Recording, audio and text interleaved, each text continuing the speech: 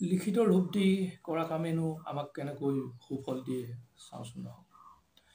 আমি কাম সাধাৰণতে দুই ধৰণে কৰোঁ। কেতিয়াবা আমি কোনো এটা কাম মনতে ভাবি কল্পনা কৰি বা কোনো চিন্তা কৰি আমি কামটো কৰোঁ। আৰু কেতিয়াবা কোনো এটা কাম আমি তাক লিখিত ৰূপ দি বা ধৰক এখন বাজেটেৰ ধৰণে বনাই আমি পইণ্টকেইটা উলিয়াই কামখিনি কৰোঁ।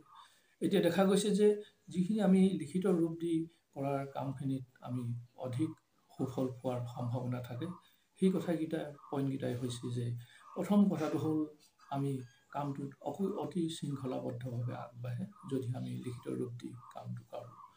আৰু দ্বিতীয়তে আমাৰ যি আন সময়ত যদি সময় আমাৰ অপচয় নোহোৱাকৈ আমাৰ অতি কম সময়ৰ ভিতৰতে আমি সেই কামখিনি সমাধা কৰিবলৈ আমি সক্ষম হওঁ। আৰু তৃতীয়তে আমাৰ আন সময়ত যদি কিছুমান কামৰ আমাৰ ভুল হোৱাৰ সম্ভাৱনা থাকে, তেতিয়াহ'লে লিখিত ৰূপ দিয়াৰ পাছত সেই ভুলখিনিৰ সম্ভাৱনা অতি কম হৈ আহে আৰু কামটোত সফল হোৱাৰ সম্ভাৱনাই